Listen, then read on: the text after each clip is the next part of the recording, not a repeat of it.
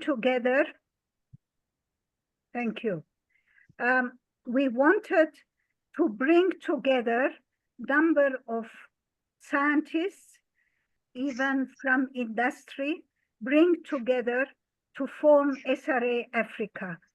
And we've been having these meetings, trying to organize functions. And then, of course, Kadri was very much instrumental to organize this type of presentations. And we are really grateful for all the efforts he's been doing. So thank you very much. I really appreciate your willingness, Dr. Mohammed Said, to really to come and give your presentation, a very interesting one to my mind, to all the members who is attending this meeting.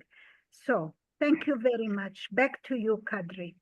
Thank you very much, Dr. Golomia. So it is my great pleasure and honor to introduce today's speaker. Today's speaker is Dr. Mohammed Gaballah. Let me share my screen.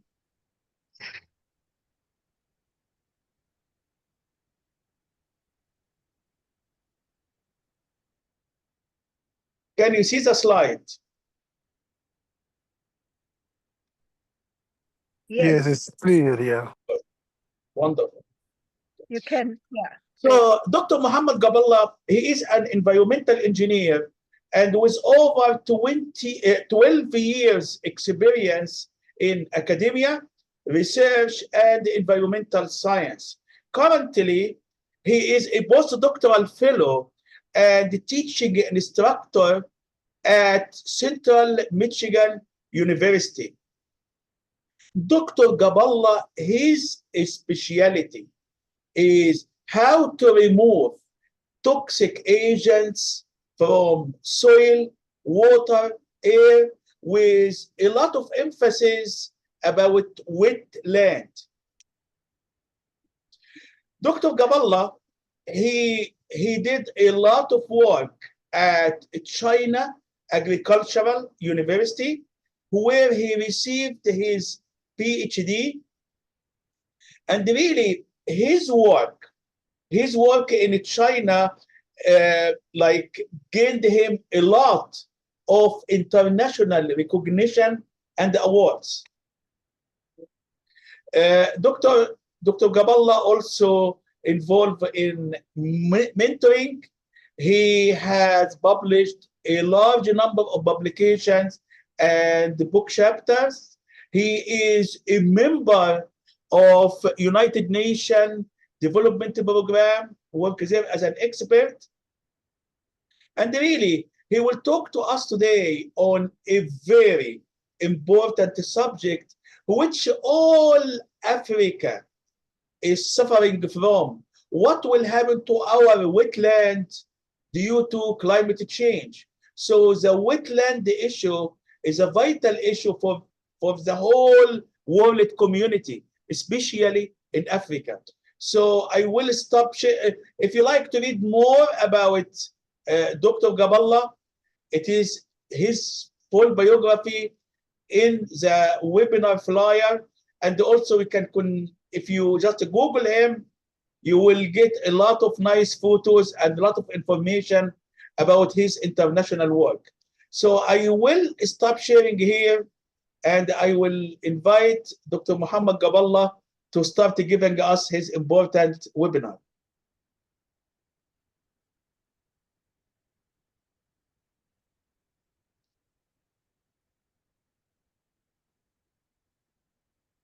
Thank you so much, Dr. Kadri. I really appreciate this invitation, and also I really appreciate this kind of introduction. As everyone, I'm doing my best, and I hope my contribution to the science would be useful for everybody.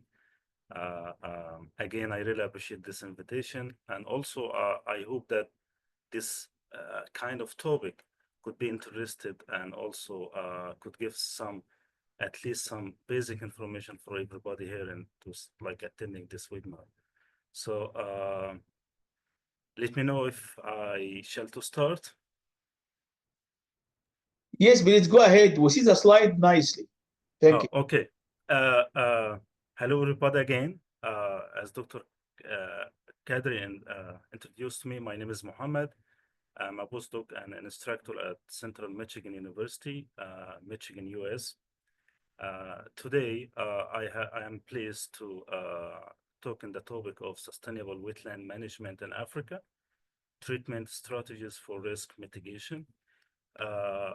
Basically, I try to outlines the topics just to let you know that just to let you follow the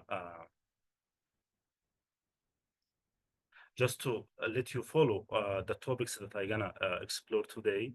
I will talk about the wetlands in Africa and its importance. I will move to the challenges that facing African wetlands and also the wetland management in Africa. I will give an example about the Okavango Delta in Botswana. I will talk about the treatment strategies for risk mitigation. I will give an example about Lake of Manzala, engineered wetland project from Egypt. So basically, the wetlands, I will not talk much about the definition of wetlands. Wetlands is known for everyone, but I will instead, I will talk about the wetlands that support millions of people in the world, not only from Africa, I mean globally. The wetlands includes the area that are permanently or frequently covered by water and could be at the edge of a lake or the mouth of river. Also, the wetlands offer a source of fresh water, fisheries, and soil for farming and wild plants for food, and also construction and also for the medical purposes that used for human medications. Also, the wetlands designed naturally to control the floods, maintain the rivers in dry seasons, and also recharge the groundwater and purify the water for our uses. And also, the wetlands, despite of their importance, they remain among the most threatened ecosystems in the world. This is the fact that nobody can doubt that. So I would like to share some data about the wetland contribution worldwide. For example, this data from the RASMAR official website, we can see that the number of wetlands in Africa is around 400.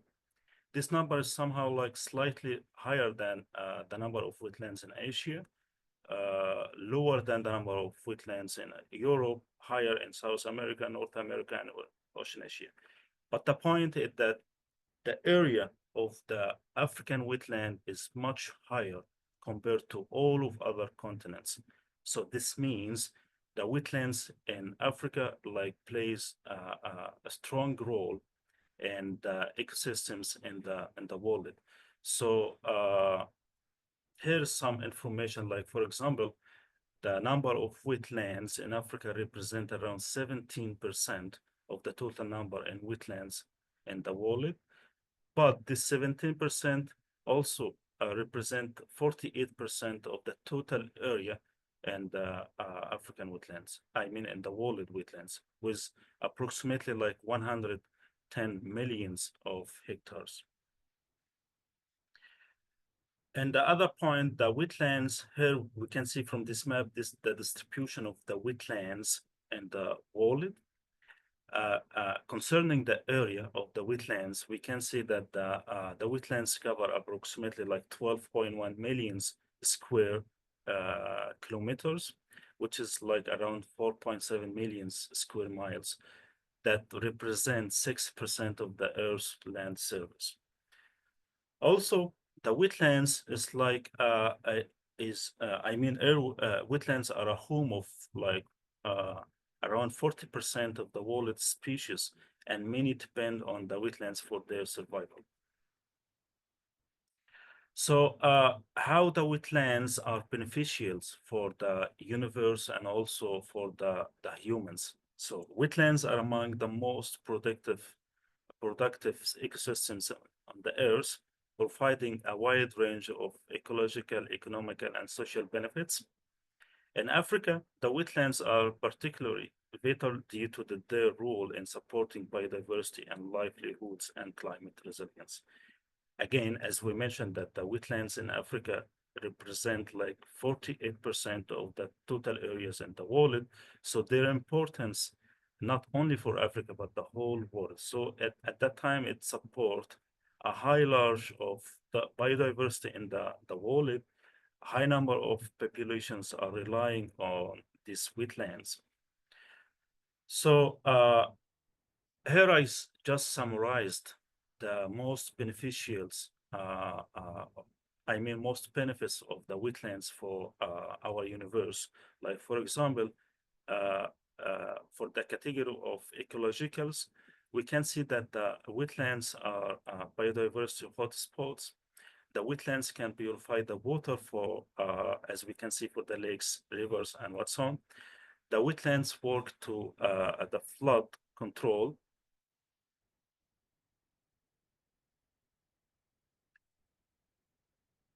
Yeah, I agree. Stop me anytime. Thanks again. The wetlands also, as we mentioned earlier, that can recharge the groundwater and also can like work for carbon absorption. For the economic benefits, the wetlands can offer such fisheries, agriculture, tourism, and water supply. For the social and cultural, wetlands could like a source of livelihoods for millions of people around the world. The wetlands has such a specific cultural significance, recreation and education as well. The wetlands plays a significant role in the climate resilience, like drought, drought mitigation, storm protection, and also temperature regulations to prevent any climate, to work for the climate resilience. And also it has some global benefits like for the bird habitats, migratory, and also work for the carbon, global carbon storage. So also the impacts of the wetland, we can, I summarize them here based on these categories like the wetlands. There's some impacts related to the hydrological role of wetlands, like wetlands can regulate the water fluctuations through the complex fill and spill processes. The wetlands are essential for understanding the hydrological surfaces and river basins. And also wetlands, as we mentioned earlier, could work for flood mitigation potentials. And also it can alleviate any drought for the areas. Now I talked about the wetlands in general. Let's have a customized talk about the wetlands in Africa. Basically, this is the map of the wetlands in Africa. We can see, for example, Africa has approximately 131 million hectares of the wetlands, which is like a very huge area of the wetlands. This area represents like 4.7 of the total area of the wetlands. So, which is somehow like the same size of Ethiopia. Anybody here from Ethiopia?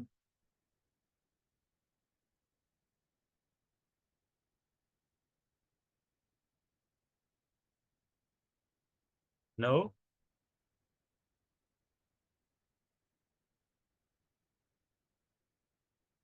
Hello? No, Dr. Muhammad, I don't think anybody from Ethiopia was. Okay. Thank I you. just would like to make sure that everybody hear me. No, hear you very well, and you see the slide beautiful. Thanks so much. Thank you very much. It's a great. Yeah, continue, please. Thank you. Okay, so again, the wetlands cover like around 131 million hectares, which is represent 4.7% of the total area of the Africa, which is same as like the size of the Ethiopia. Also, wetlands can cover like 692,000 square meters, which is like including the freshwater marshes and what's all. this area of the wetlands, 65% of this area is located within the 4 largest river basins on the continent, mainly the Chad, Congo, Niger, and Nile River basins. So 65% are like located in these 4 regions.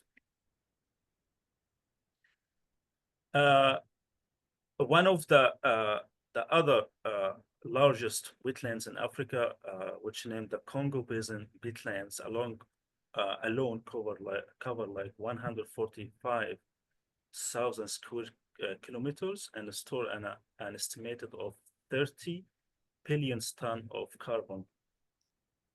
So as I mentioned, there are 4 largest wetlands. The largest wetland in Africa located in Sudan, and also classified at the 3rd largest wetland in the world, after the Hudson Bay lowlands in Canada and the Pantanal in South America. So the said wetlands in Sudan is the largest wetland in Africa, with an estimated area of 50,000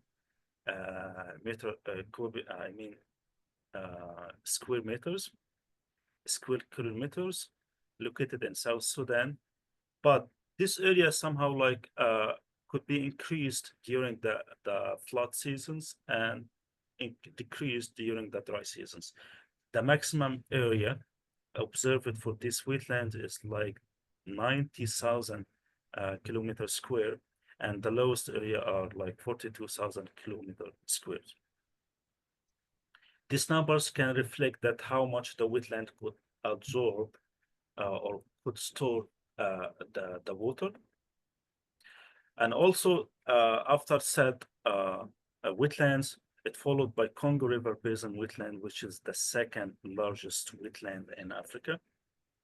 So according to Ramsar website, or the data statics, we can declassify the wetlands in Africa based on the inland wetlands, the number of the inland wetlands like 370, the marine or coastal wetlands 149, and human-made wetlands 140. So it's critically to know the types of wetlands, the number of wetlands in Africa.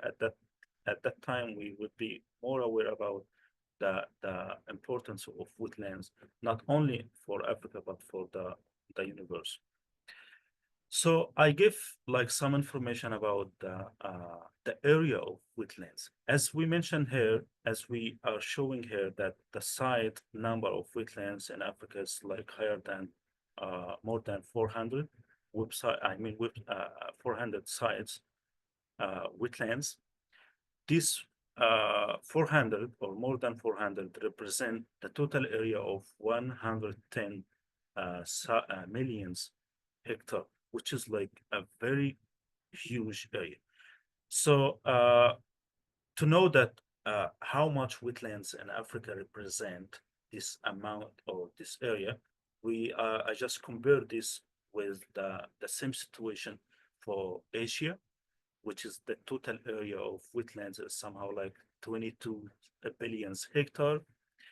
In comparison with Europe, which has like more than 1,100 wetlands, but the total area is somehow like 20,000 millions hectare, which is somehow like 1/4 or 1/4 the total area of wetlands in Africa. And compared to the North of America, everybody knows that all of the America somehow like green. Asia are green, Europe are green. However, the total area in Africa is higher than them. However, the Africa is like mostly, or a big part of Africa are a desert. Back here for the North America, the total area of the wetlands, summing the areas of wetlands, are around 22 millions of hectares.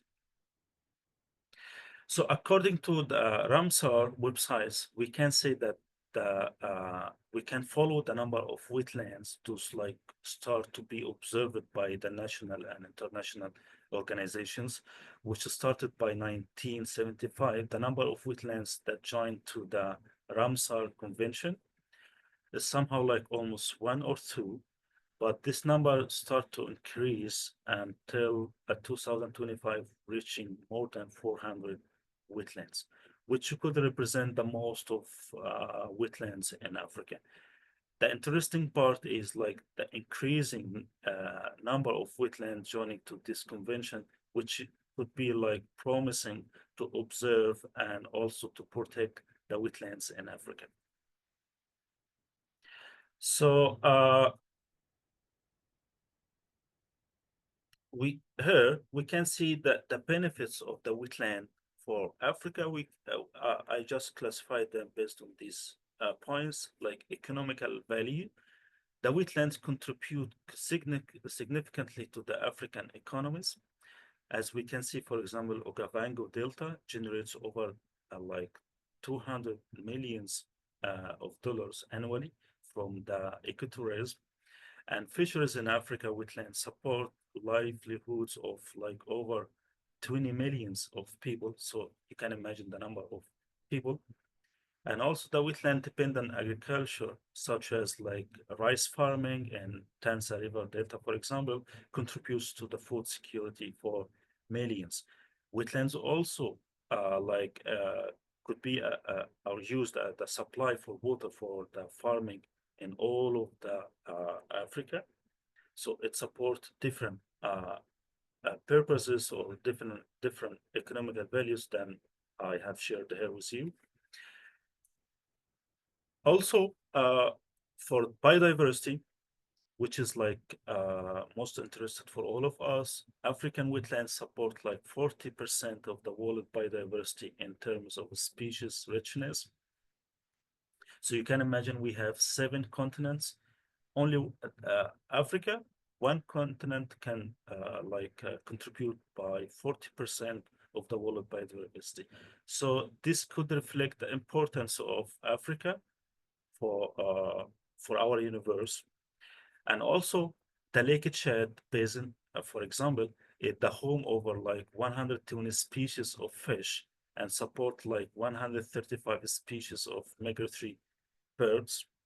And also back to Okavango Delta hosts like over 1,000 plant species, more than 1,500 bird species, over 160 mammal species, including elephants, lions, and hippos.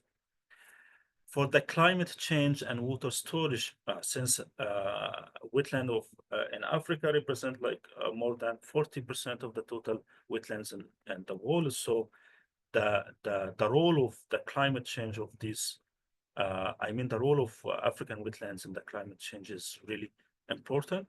We can say, for example, that wetlands store and regulate water. For example, the said wetlands in South Sudan can store like from 10 to 15 billion cubic meters of water annually, which is like a massive amount of water. The Congo Basin peatlands store equivalent to 3 years of the global fossil fuel emissions from carbon, which is like a big massive of the carbon. Now I will move to the challenges that facing African wetlands. You know that the wetlands has lost more than or almost like 85% of the areas since the last 3 centuries. So based on the recent studies following the area of wetlands from 19th century to 21st century, we observed that 80% of the wetlands are lost due to the human activities, the human role to lose these wetlands. Either these wetlands like drained or shrinked or even used for the farming purposes. But in general, we can say 85% of the wetlands are lost. So here, the global wetland, I will talk first for the global wetlands and then move to the Africa. just to give you an idea how far we are from the world.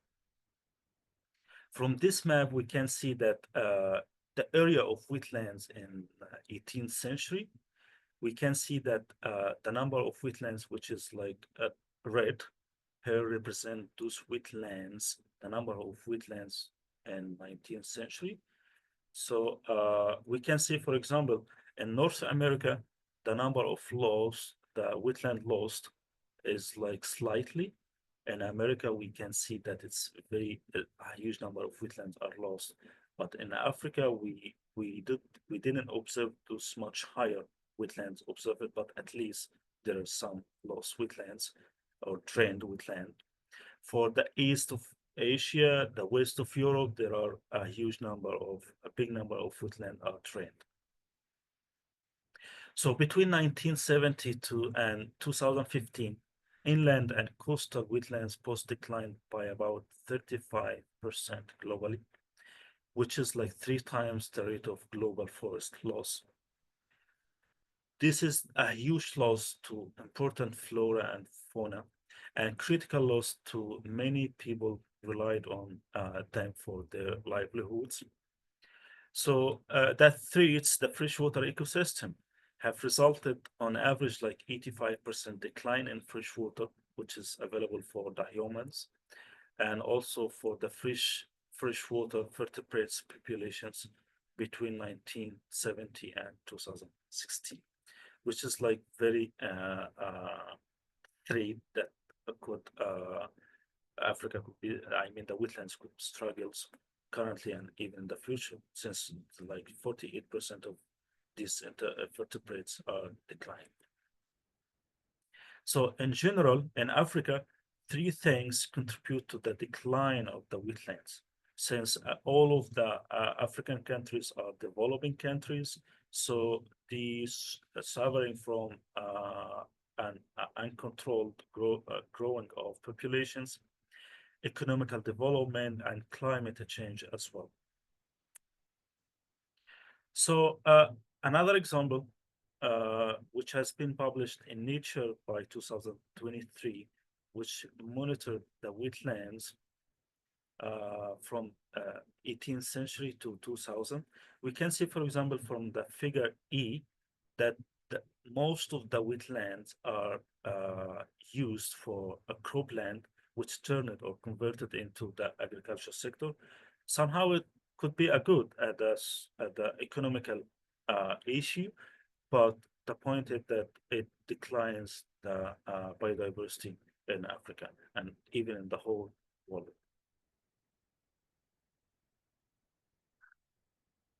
Also, from the same study that observed in particularly the countries that lost the highest number of wetlands and also the peatland regions and river basins. From the left, we see that the most of the countries that lost the wetland during the last 3 centuries, we observed that Ireland, followed by Hungary, Lithuania, Germany, Italy, and the least countries that lost wetlands are Australia. And for the peatland regions, peatlands usually for those like agriculture, we can see that north of Europe lost the highest number of wetlands, and the list was, one moment.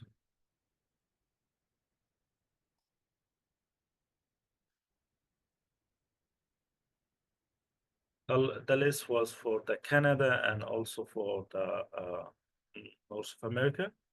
And the reason, the river basins, we can observe that Danube, Yantes River, and Danube, which is, I think Yantes is in China, Danube, I don't remember from which country, but the lowest river basin that lost during the last century was Amazon, maybe due to the big area of this river.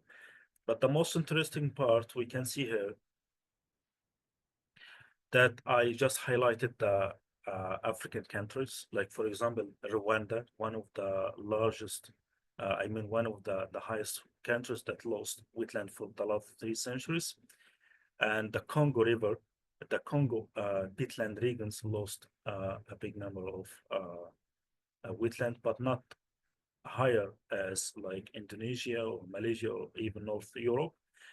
Also, Nile River, Congo River, and also Niger River, those lost some areas, but not much higher compared to Yantes or other rivers as mentioned here in the figures. So the challenges facing the wetland globally, I just summarized them. That the loss of wetlands since 18th centuries is around like 85 to 87% of the global wetlands are lost.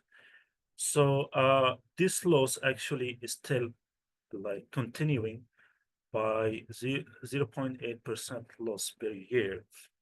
And this can threaten like 25% of the wetland dependent species are also in the face of extinction, including mammals, birds, fish, and amphibians.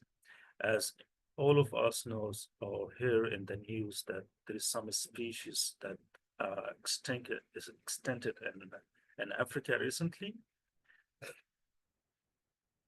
So here that the most challenges that facing the African wetlands are summarized as like habitat loss. We can see, for example, I give like a summary and an example for the place that lost this kind of flora or fauna or whatever. For the habitat loss, for example, which is like related to the wetlands are drained for agriculture, urban development, and infrastructure projects. An example for this, like Mara wetlands in Tanzania, which is like mostly converted into farming. For the pollution, which is like most of the African water bodies are polluted, since there is no like advanced technologies for treatment. In Africa, at that time, all of the human waste are dumped into the water bodies, which created a critical environmental problem, especially for the pollution. One of the examples for this, we can observe the pollution in Niger Delta wetlands from oil spills. So you can imagine oil spills also are dumped or discharged into the wetlands. Niger Delta wetlands, an example for this. For the climate change, rising temperatures and erratic rainfall patterns are alerting wetland hydrology. So changing in the temperature gonna change the rainfall at that time. Some of the wetlands would be drained naturally due to the leak of the rainfall. An example for this, Lake Chad is like start to be shrinking due to the less rainfall and overuse. Overexploitations, as I mentioned earlier, that overfishing and sustainable farming and water extraction are depleting resources. An example of this, like Bengalo swamps in Zambia, is suffered from overfishing and sustainable farming that decrease the area of this wetland over the time. Africa, also for the invasive species, which is really common. Those are Egyptian, they observe, like, for example, the water hyacinth, which invaded the water bodies. And also we have another example for the Lake Victoria is struggling with the water hyacinth. I know that water hyacinth can purify the water, but it consumed much water than the purpose of treatment. So since I came from Egypt and those Egyptians knows or even see the water hyacinth everywhere in the water bodies, which is like disturbing the other activities, fishing and other even, it has high rate of evapotranspiration. Also, another example for the Lake Chad start to shrink by 90% since the 1960. So you can imagine 90% of the Lake Chad is almost lost from like 25 square kilometers to less than 1,500 square kilometers. And also 50% of the African wetlands have been lost in the last century due to the human activities and climate change. Another example from the Niger Delta wetlands are losing like 10% of their area annually. So you can imagine this high number of the loss per year from 5 to 10%. So we can expect that after 10 or 20 or 30 years, this lake would be like drained, would not exist anymore due to the pollution and also urbanization. Another example for those kind of threats in African wetlands, we can see the Lake Victoria has experienced like dramatic change because of the introduction of Nile perch, sewage inflows, and more sedimentation and nutrients from increased agriculture in the basin. We can summarize that over 80% of the wastewater in Africa is discharged and treated into the wetlands, leading to the pollution. So you can imagine how much the wastewater that produced by human activity, by humans in the Africa. We have, I think, the number of population in Africa is like higher than 1 billions. Yes, 1 billions. So all of the wastewater from these activities is like 80% of them are discharged directly into the wetlands without any kind of treatment. So you can imagine the situation after like 10 or 20 or 30 years in the future. It will be full of the pollution.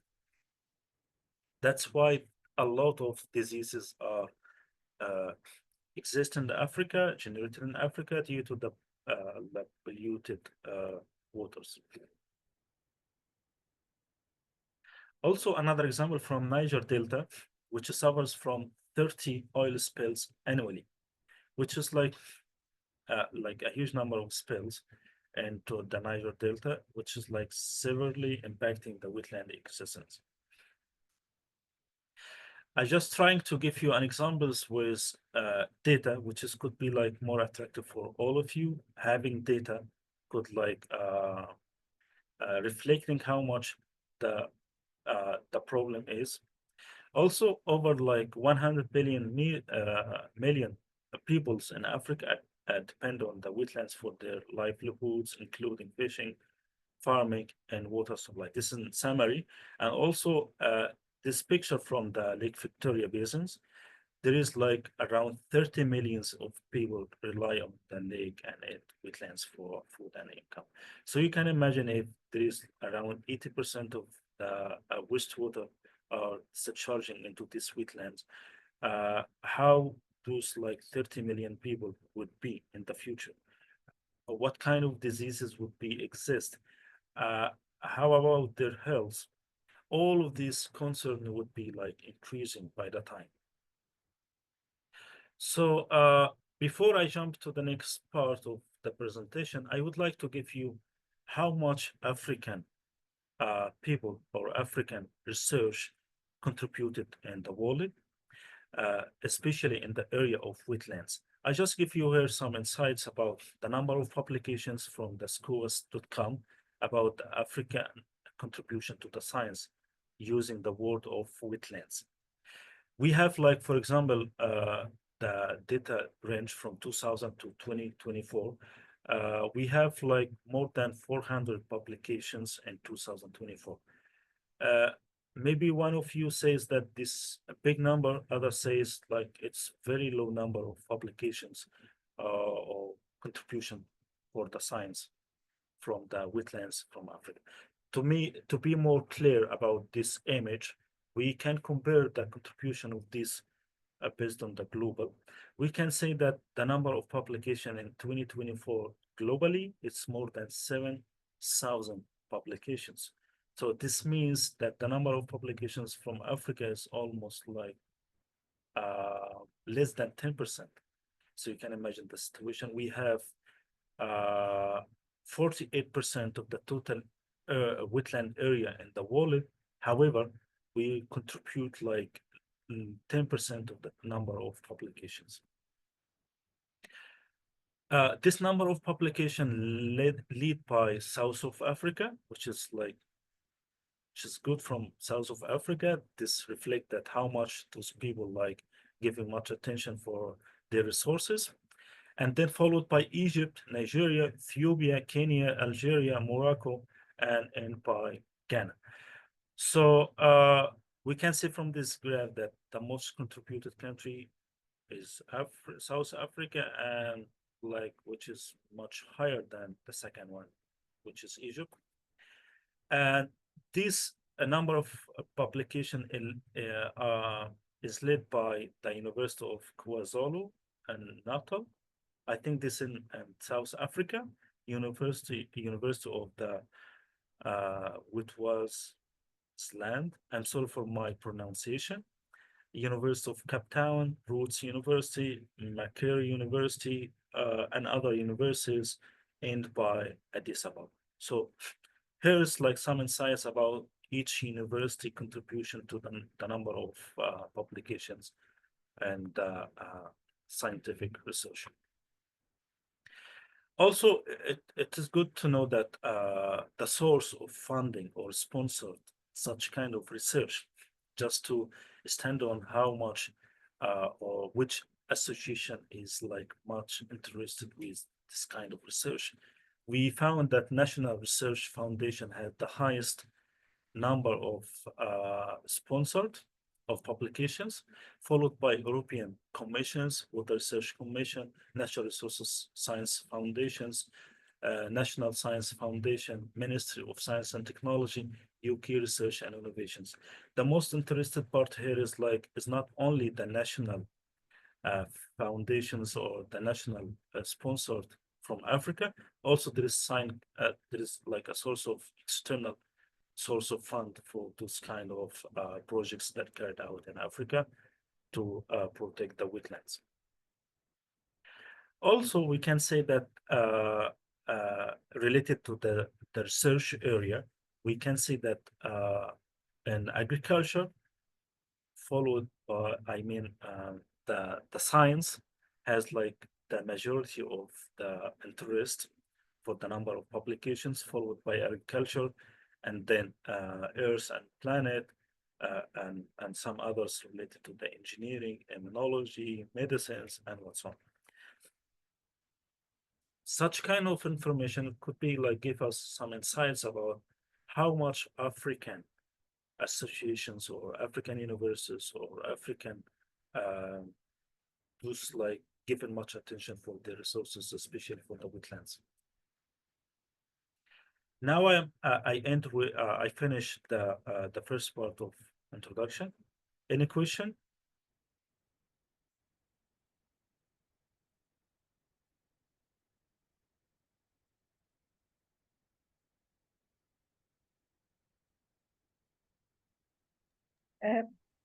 Perhaps I should ask. Thanks, Mohammed, for all this knowledge that you gave us. The point is, it's only sort of declining. We are losing. Is there any way to stop the decline? To stop, because many people are relying on that one. Is there any future? Yes, this is the second part of my presentation. That's why I stopped here. If any one of you would like to ask any question about the situation of African wetlands before I jump to the how wetlands are conserved. Dr. Muhammad. Yeah. Muhammad. Yep. This is okay. You have a 10 minutes to 10 minutes more to finish the presentation. So can adhere to the timing. So please, if you know. I don't know that the time limit for me, but I'll do a time limit because the whole webinar should be like 1 hour. And just All right. Okay, I will try to accelerate. Thank you. Okay. For the wetland management and the wetlands, it's like how to manage the wetland or for the risk mitigation in Africa. like strengthen the policies and laws, community involvement, restore degraded wetlands, and adopt sustainable practices. For basically, there are like 48 Ramsar websites, Rasmar sites for Africa. So most of the African wetland now under conservations of the national and international organizations, which is really good, that can protect our wetlands. And also here I just listed the most 15 wetlands in Africa that are conserved by the Ramsar Convention. So here I will give one example about the management, the risk mitigation in Africa, which is like Kavango Delta. Kavango Delta is like in Botswana. This delta is like in the UNESCO World Heritage Site. It has like approximately 15,000 kilometers. This wetland is like unique for hydrological system and critical role it plays in supporting both wildlife and local communities. So this wetland also considered at the inland delta. So the sponsor for this wetland to conserve these wetlands are those government of Botswana, UNESCO World Heritage Fund, and World Wild Fund from the Nature, and also Kavango Zimbabwe Transfrontier Conservation Area, and local and international tourist revenues as well. So the delta ecological importance, which is like, as I mentioned, is like a home of many species, unique, wild species, and also bird and animals and whatever, which is like, and plant species as well, which is like a home of 1,061 plant species. It has like a host of 24 globally threatened bird species, which is like represent 0.5% of the global population of those kind of species.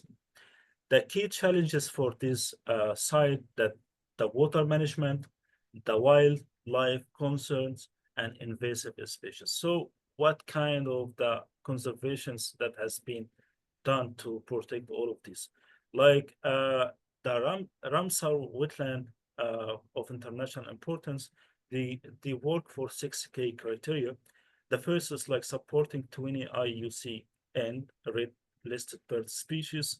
They provide refuge and breeding grounds for migratory species such as elephants, zebra, and wild beasts. It attracts over 10,000 water birds, and also indigenous communities like those communities those exist in this wetland. And also it organized or managed those traditional activities from farming, hunting, fishing. And also it's like giving some rules for the ecotourism, which is considered the main source for the income for those people who are living or relying on this wetland. And also they put like protected lands, lands and legal framework for this wetland to protect and to conserve these wetlands from the loss, which started by 1980 and 1992 by the support from the government of Botswana. And also they put like a management plan which is launched in 2008 for long-term conservation and sustainable use. And also they put some regulations, as I mentioned earlier, for the water tourist management. This wetland receives like 40,000 visitors yearly, so which is like a big number, especially for a wetland. And also they regulates the culture community-based management.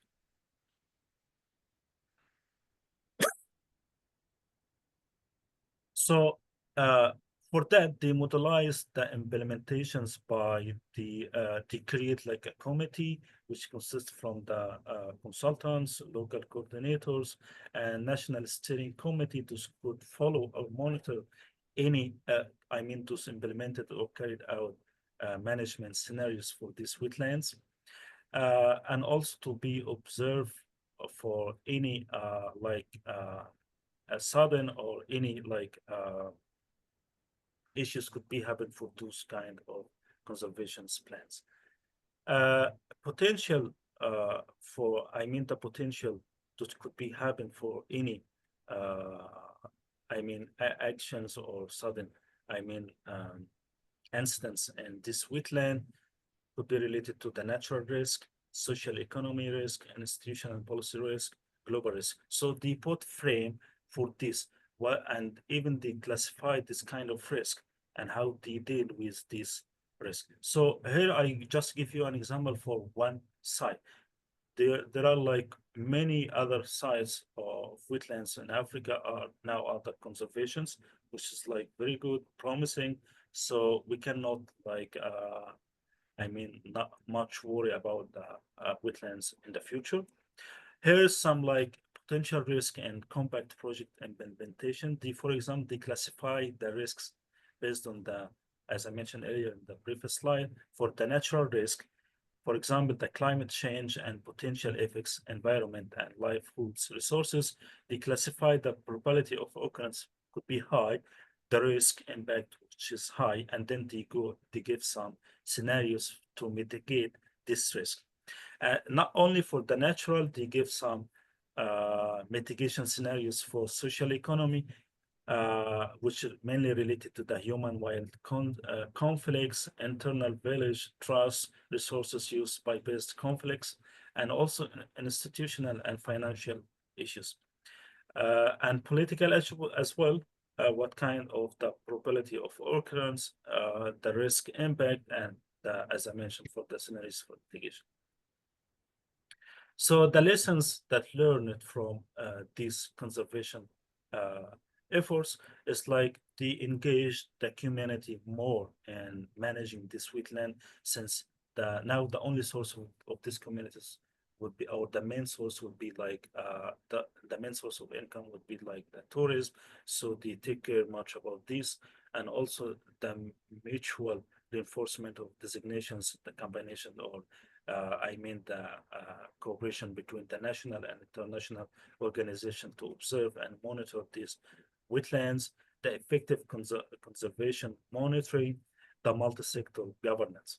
So due to the time, I just give one example for those conservation plans to apply in Africa. Due to the time, I will move now to the treatment strategies for risk mitigation, how to mitigate the risk, especially associated with the pollution. Here I just listed all of the risks that facing African, like pollution, sustainable water management, climate change, sustainable agriculture and land use, community engagement, invasive species policy, and institutional strengthening, research, monitoring, and innovations.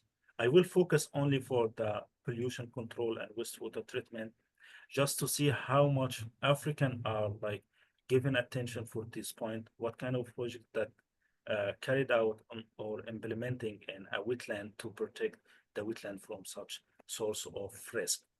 I will give an example for the Lake Manzala constructed wetland project in Egypt, which is like start to be implemented in 1990. As you know, or those Egyptians friends know that Lake Manzala is the largest wetland in the northern coastal lakes of Africa. I mean here in Egypt. The area of this wetland is around like 30,000 feet deep. And also it's like this wetland, unfortunately, it receives like 40% of the, I mean the sewage collection network from Egypt. It means like more than or around 6 billion cubic meter of the sewage are discharged or dumped into this wetland, which is like critically big problem. So the challenges for this lake is like, as I mentioned, pollution. This pollution like destroyed the habitats, life. They're like also affected the fishing. That led the people to over exploitation the fishing resources in this wetland. Also, the climate change is not that far from changing the characteristics of this lake, and also some invasive species to the wetland that reduce the amount of water by the dry seasons. So the treatment strategy in this wetland, the government of Egypt started earlier in 1992, pay attention for this, seeking some funds from Europe, from America to carry out this project to conserve this wetland. So mainly they start to carry out this project for pollution control by applying the constructed wetland system to treat this wetland. I mean, to treat the water discharge before entering to this wetland. So the purpose of this project was to promote the sustainable development by enhancing the environmental and economical opportunities at the local and national levels. Since it is like the largest wetland in Egypt, it receives like more than 40% of the sewage of the Egyptian. So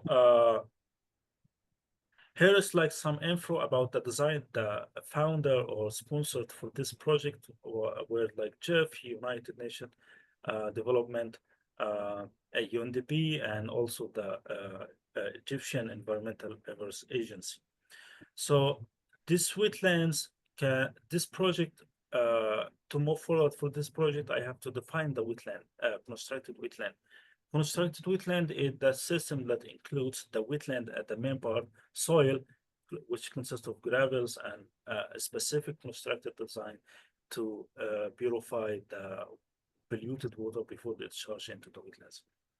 So here's like the types of the wetlands. Most of them are applied in this very big project. So this project is designed to to treat like around 25,000 cubic meter per day, which is like a massive amount of wastewater.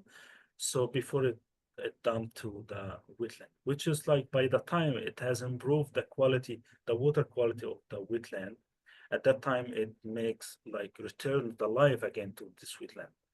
Here is some photos from the infrastructure for this wetland. There's plant species that used uniquely for this wetland, and also this is the design of this constructed wetland. More information would be shared by you. As I mentioned, that 25,000 cubic meter per day, and here's like includes sedimentation, wetlands, and even they integrate this wetland also to serve the fishing activities in the wetland and even for the aquaculture as well.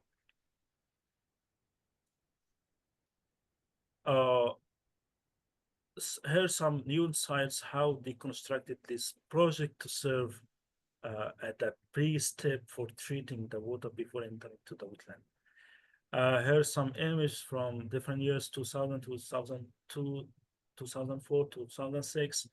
And the point is that this project was totally successful, and even it was like a real example to spread using this technology in the Egyptian wetlands. So they start to spread this, taking the benefits and lessons from this system that was able to remove most of the nutrients, as we mentioned here, or even most of the pathogens. And also it's like able to decrease the amount of nutrients by almost like more than 50, 60, 90% in the daily base. So also they not stopped at this point. As I mentioned, they extend the implementing this project to cover many areas, or even for the economical issue, and also to create other successful projects, especially for fishing farms and somehow like that. As you can see here, from 2000 to 2016, it's like all of the surrounded areas start to be economically productive to participate in the local community's income. And also somehow like, since now we have a huge number of water that treated, and before it was not used, since it has like it's like the wastewater, which is not applicable to be used for irrigation, for fishing and whatever. Now it's treated. So the government start to use this water to different purposes, like reclamation of the surrounding areas, crop production, and this such kind of the products or the crops that relied on this water. And also not like that, since it, as I mentioned, it's like successful project. So they start to take to pick up this example to spread in the whole entire Egypt for the wetlands. So the huge number of projects was started to be carried out in these areas, and also even it's like certified as the treatment technology for small communities. Thus, the government cannot like initiate the big wastewater treatment plant for them. So here, even they start to integrate the constructed wetland and the other wastewater treatment plants, which is like very promising that such kind of successful project is like start to taking place and be integrated in other conventional treatment processes. Here's somehow like information about how they construct this system into and even integrate them into the wastewater treatment plants.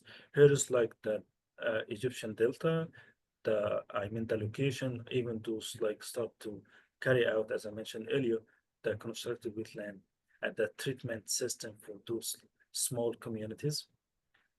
That's all. Wonderful. Thank you very much, Dr. Muhammad. I have to apologize that I don't know the time frame from the beginning. No, I think it's great. I think it's great. It's a really, it's a wonderful presentation, and you can see everyone staying and everyone enjoying it. Thank you very much. Now maybe we can take few questions. If you have any question for Dr. Wagida, please go ahead. Thank you very much for the presentation. I was very pleased to see the wetland in Manzala because I was involved in the study by the World Bank about the benefit of the wetland project in Manzala. I was one of the team for the health and environment detection of the hazards and the bad sanitary. The situation was very bad near the Bahr al-Bakar branch. Maybe you know Dr. Muhammad about it. And now you are my reference. I'm very pleased to see that it is done, and there is a very good impact of this project yes. To the area. Thank you. Wonderful. Thank you very much, Dr. Wagida. Any more questions or comments? May I come in? Please, go ahead. Yes. Now I see the role, because you said Dr. Muhammad is an engineer. Now I see where the engineering comes in with the construction and as a sort of remediation and all the rest. Thank you very much for this information. And I did quick search about the South African one, and I see we are really, we do have a couple of them, but definitely it's declining. And I see the same thing. They are taking the same approach to build, construct, and to be able to protect it. Thank you. Thank you very much. So, Dr. Ali Muhammad, I think you have any comments? You are muted, Dr. Muhammad. You are muted. Okay. Yeah.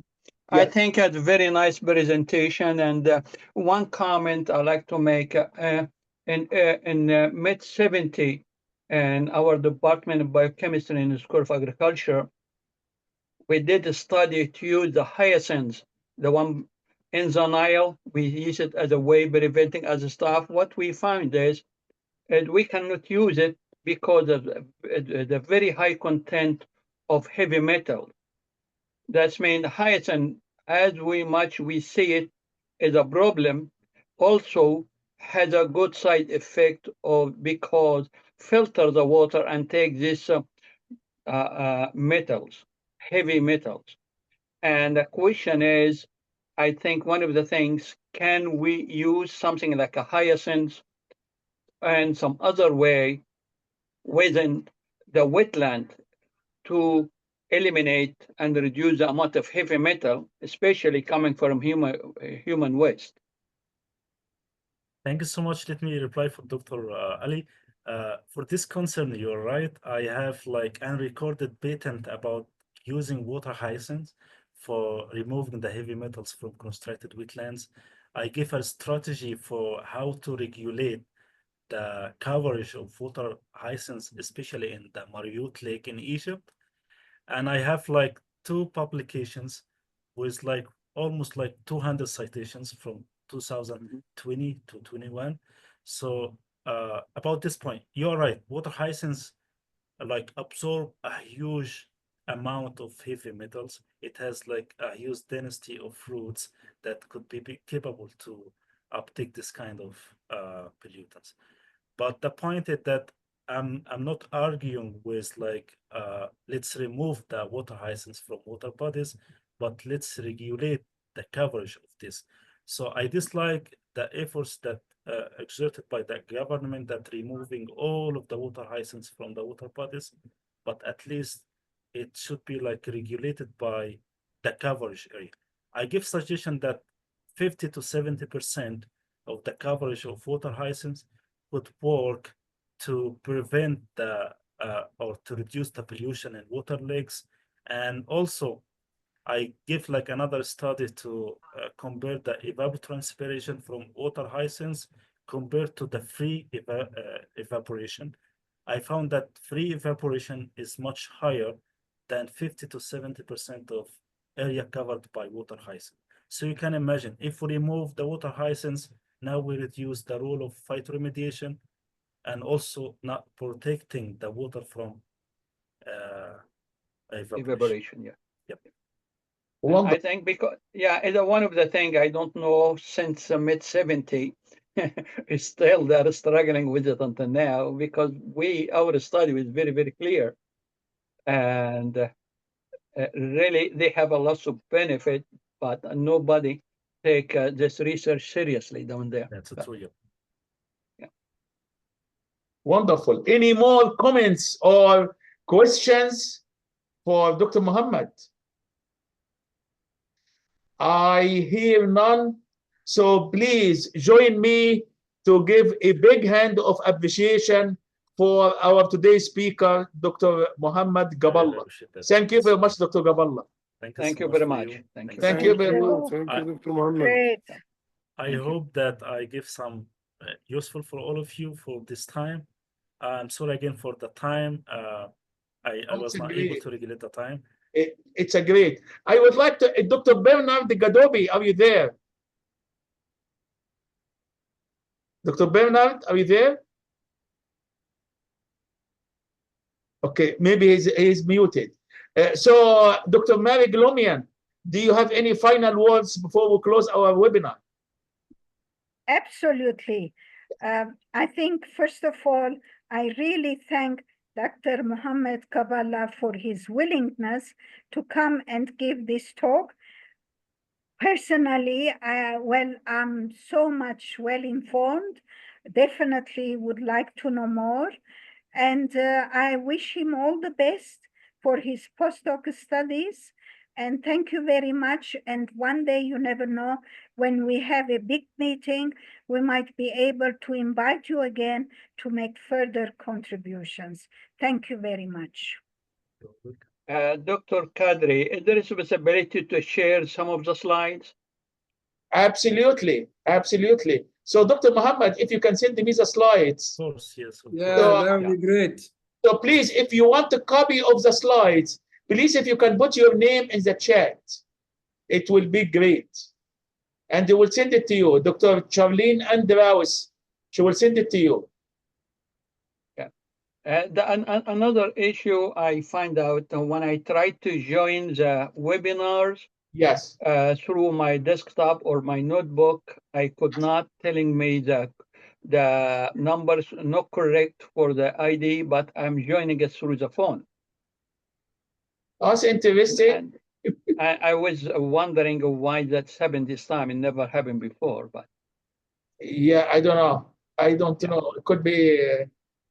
It could be the code, the meeting code telling me is not correct. I'm using copy it from your email, but yeah. I did the same thing with the phone. The phone worked very nicely. but it's too small for old guy, you know. No. Yeah. So, hopefully, this is a very good beginning for our webinars for 2025, and stay tuned. More to come. Thank you very much again, Dr. Gaballah, and thank you all for attending this wonderful webinars. Thank you. And thank you for Dr. Gaballah, and thank you for invitation. Thank you. Thank you Thanks so very much for much. you. Thank you. Great. Have a wonderful Thanks. Thank day. you, Dr. Mohammed. Thank Thank you. you. Bye bye. Goodbye. Bye bye. Bye. Bye. Bye bye. Bye. Please leave your email before you leave. Yeah. I shared my email for anybody who would like to Yes, please. To be contact good. further. Please put in the chat. Of course, And yes. please, if you can kindly send me a copy of your slides, Of course, I can share it with everybody. of Yeah. course. Thank you.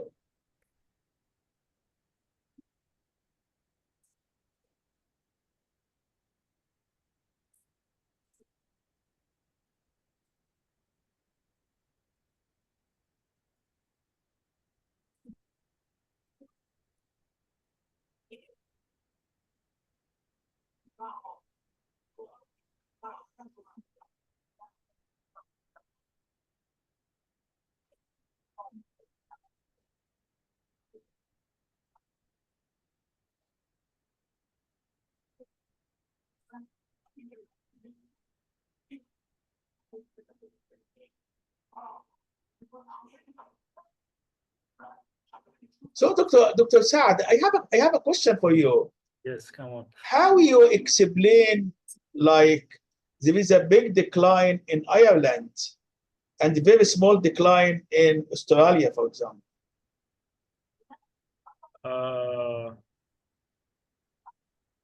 If I read your slide right. Yes, yeah. Yeah. You are correct, yes. Yeah. The number of wetlands are decreased in Ireland. This could be due to the human activities that converted. So in this case, the climate change is not the primary factor in this? We cannot say, for example, it's like increasing the sea level rise by 1 meter, for example, it's gonna like make like a big loss of these wetlands. Oh, okay. But increasing the people population, increasing the activities, so the only fertility areas that could be capable for agriculture is the wetlands. So by support from the government, by support from the people themselves, they can convert this kind of wetlands to farming. Oh, I see. Thank you But very much. maybe Australia is like much desert, so it has a limited source of wetland, as far I know, somehow like that. But an example from Africa, Rwanda, for example, which Rwanda is like a small country, but it could receiving like a huge amount of rainfall, so it's like naturally the wetlands are created, so but increasing the interest of people to convert these areas to farms. As you know, Rwanda is one of the leading countries in Africa right now. It's like coming so fast. So it's normal that they gonna use the resources rather than conserve these resources. Okay. So as we usually do in North African countries, like using the wetlands or rivers to feed the agriculture purposes rather than conserving these resources. Yeah, make a lot of sense. Yeah, absolutely. Thank you very much. It's a really great presentation. Thank you, Dr. Thank you. Okay, Dr. Charlene, were you able to take all emails? Dr. Andreas?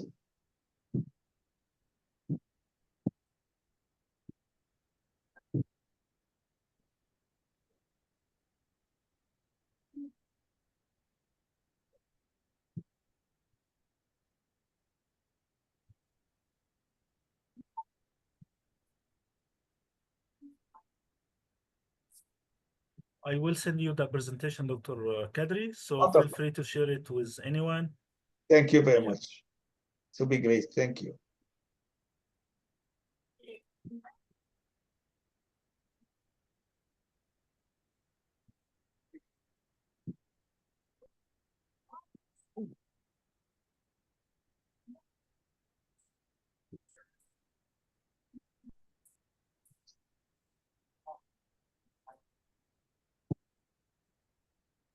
Okay, thank you very much, Dr. Muhammad. Thank you.